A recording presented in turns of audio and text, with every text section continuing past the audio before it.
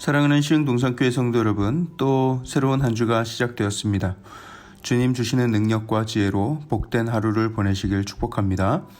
오늘 2021년 3월 15일 월요일 시동을 위한 메시지 지금 시작합니다.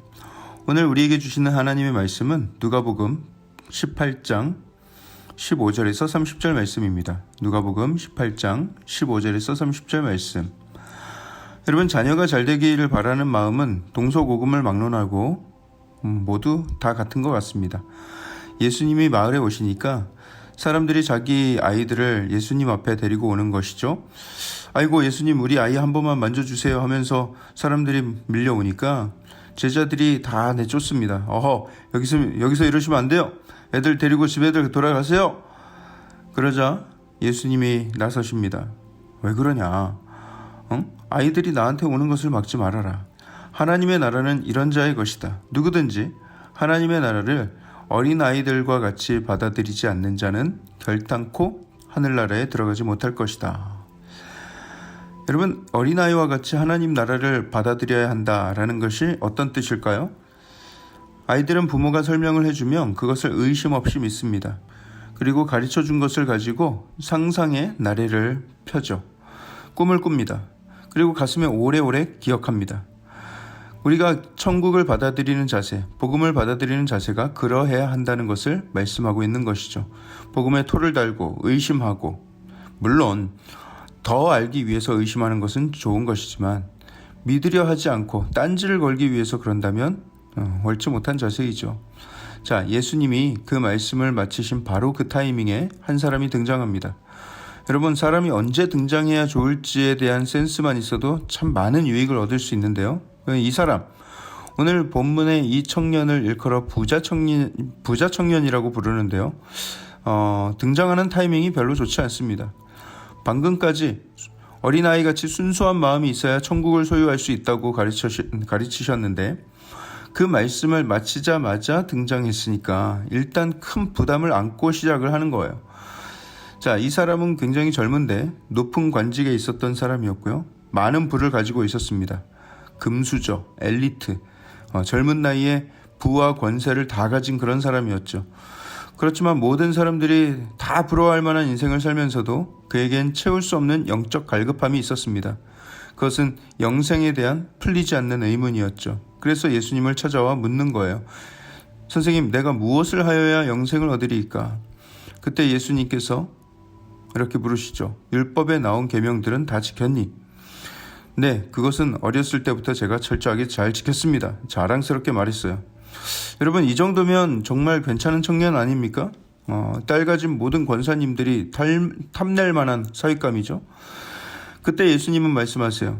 그래? 그렇지만 너에게 부족한 것이 하나 있는데 너가 소유한 것을 다 팔아서 가난한 자에게 나눠주거라. 그러면 하늘의 보화가 있으리라. 그리고 와서 나를 따르라. 여러분, 그때 이 청년의 반응이 어떠했다고 기록합니까? 23절에 그 사람이 큰 부자이므로, 큰 부자예요.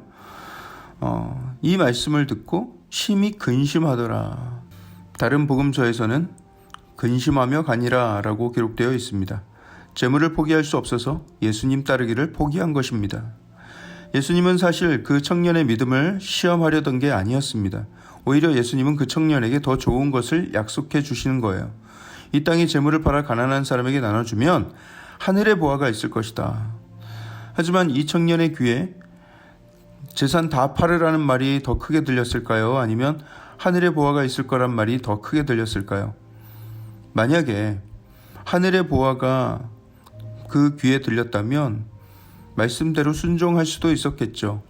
하늘의 보화가 어떤 것인지 정말 그 가치를 제대로 알았더라면 이 땅의 소유가 아깝지 않았을 것입니다.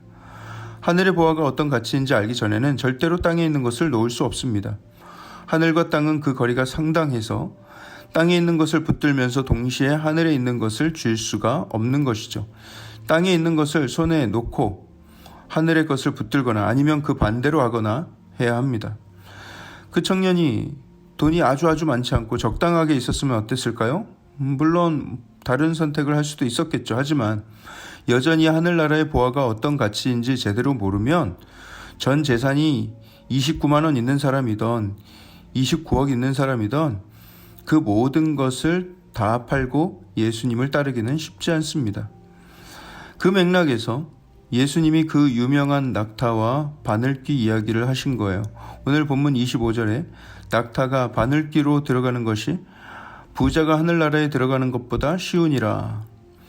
그만큼 이 땅에 가진 게 많고 그 소유 안에 욕망의 뿌리가 깊이 자리 잡고 있으면 그것을 놓고 하늘의 것을 붙들기가 쉽지 않다는 것이죠. 땅의 것을 놓아야만 하늘의 것을 붙들 수 있는데 이미 그 욕망의 질긴 뿌리가 깊이 박혀 있는 터라 한 뿌리조차 뽑아내기도 쉽지 않은 거예요. 그걸 뽑아내면 죽을 것 같은 거예요. 오늘 예수님의 말씀은 부자는 천국 가는 것이 불가능하다라는 말씀이 아닙니다. 가진 게 많을수록 그 욕망을 놓고 주님 따르기가 그만큼 어렵다라는 말씀이에요. 제자들이 묻죠. 그러면 누가 구원을 얻을 수 있습니까? 저 반듯하게 살아온 청년, 율법을 잘 지키며 살아온 청년도 천국에 들어가기가 그렇게 어렵다면 대체 누가 가능한 겁니까? 그때 예수님이 말씀하시죠. 사람이 할 수 없는 것을 하나님은 하실 수 있다. 너희가 욕망을 내려놓지 못한다면 하나님이 내려놓게 하실 수도 있다.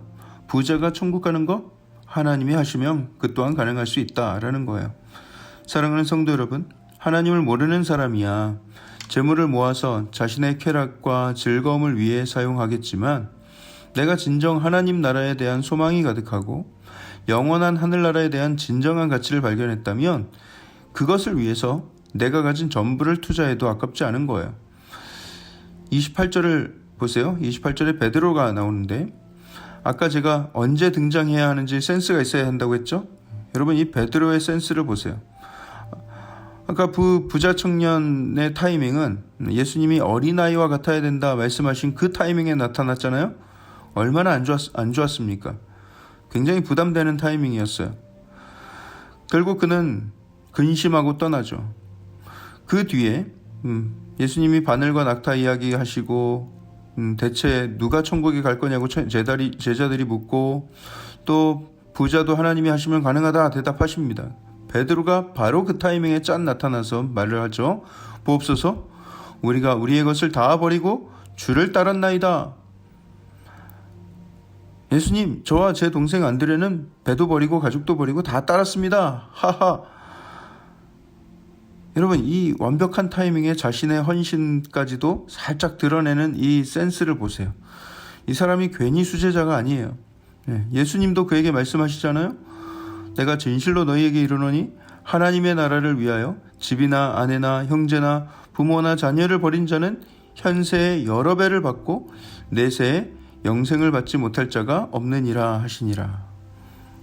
베드로의 이 센스 있는 등장, 또 예수님의 칭찬과 격려, 여러분 이 얼마나 훈훈하고 아름답습니까?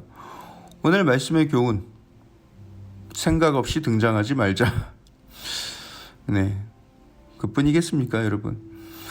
오늘 말씀은 우리가 부를 어떻게 생각하느냐를 알려주고 있습니다. 여러분 잘 살고 싶으십니까? 부하게 살고 싶으십니까? 잘 사는 것과 부하게 사는 것을 혼동하지 마세요. 그 둘은 완전히 다른 개념입니다. 하나는 삶의 질에 대한 것이고 하나는 삶의 부피에 관한 것입니다. 잘 살기 위해서 반드시 부자가 될 필요는 없습니다. 잘 사는 삶은 하나님과 동행하는 삶이고요. 그 안에서 영원한 만족과 평강을 누리는 삶입니다. 복음의 능력으로 충만하여서 그 은혜의 강물에 푹 빠져 살아야 합니다. 예수님이 베드로에게 말씀하신 부분도 잘 눈여겨보세요. 집을 버리고 가족을 버린 자는 현세에 여러 배를 받고 내세에는 영광을 받을 것이다.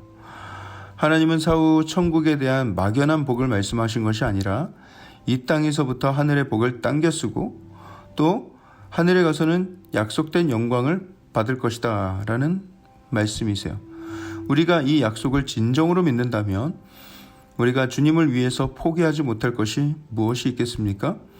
이 땅의 재물에 욕망의 뿌리를 깊이 내린 채 그것을 꽉 끌어안고 한 발자국도 순종하지 못하는 그런 어리석은 모습이 아니라 더 큰 상급과 하늘의 보화를 바라며 그 가치를 알며 오직 예수 그리스도만을 따라 순종하는 저와 여러분들 되길 주님의 이름으로 축복합니다. 기도하겠습니다. 사랑의 하나님, 우리에게 예수 그리스도라는 귀한 선물 주셨고 천국의 그 놀라운 보화를 우리에게 약속하심을 감사를 드립니다.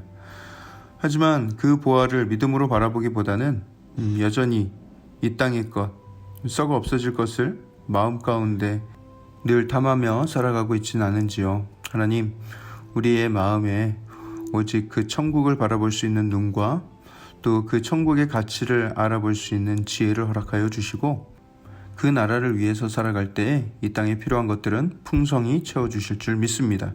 그 믿음 가지고 살아가는 우리 온 성도들 되게 하여 주시옵소서. 모든 말씀을 살아계신 예수 그리스도 이름으로 감사하며 기도합니다. 아멘. 여러분, 복된 하루 보내십시오. 감사합니다.